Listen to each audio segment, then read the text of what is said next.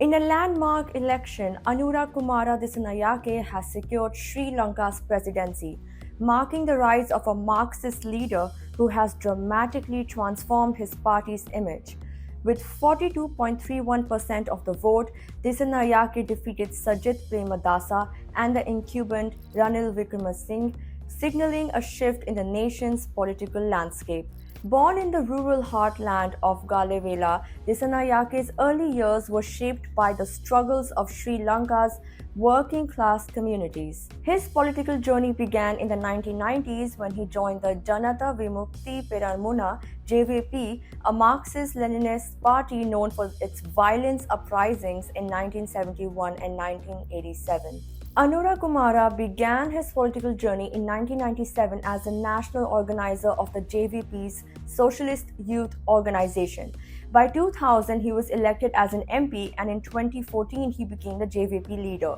His background in agriculture and his role as Minister of Agriculture in 2004 helped him connect with the working class, setting him apart from political elites. After the JVP's violent uprisings in the 1970s and 1980s, which left scars on the nation, the party struggled with its militant image.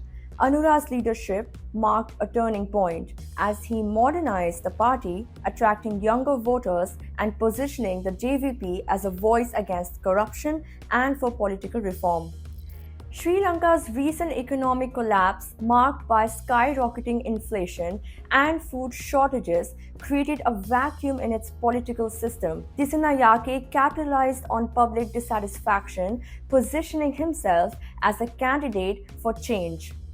His campaign promises of anti-corruption, economic reforms, and support for the working class resonated with a wary electorate. For the first time in decades, a Marxist party will lead Sri Lanka, marking a significant transformation for a group that once occupied the political fringes.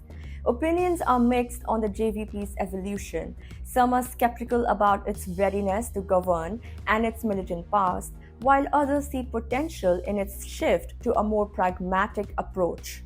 A veteran writer in Colombo who spoke to the Indian Express anonymously expressed concerns about the JVP's sincerity in adapting to a democratic system. He noted that their rigid culture lacks tolerance for criticism and suggested that this makes them fundamentally different from other parties. During the late 1980s, the JVP opposed Indian intervention in Sri Lanka, particularly the Indian peacekeeping force sent to combat Tamil separatists. They led campaigns against Indian goods and businesses, including violent acts like the assassination of a pharmaceutical company chief in 1989.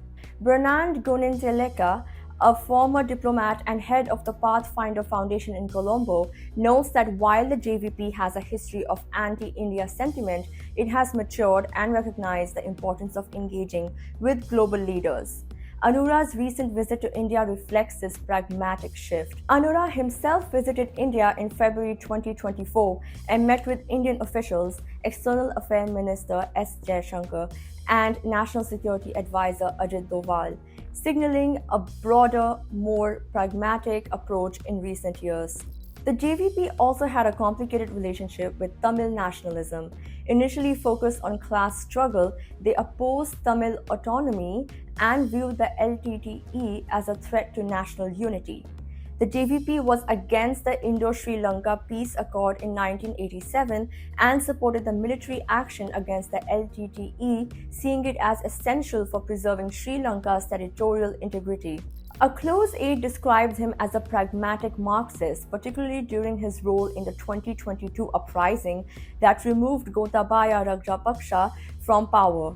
Bernard Gunninteleka notes that JVP gained prominence due to the failures of established parties. He questions whether Anura will maintain a firm Marxist stance, pointing out a noticeable shift toward the center in his recent political positions. Under Anura's leadership, the JVP has embraced democracy and softened its anti-capitalist views while still advocating anti-imperialist rhetoric. His focus has shifted to anti-corruption, governance reform, and nationalism, moving away from traditional Marxist ideals like class struggle. As Sri Lanka faces immense economic and political changes, Anura Kumara's presidency ushers in a new chapter for the country.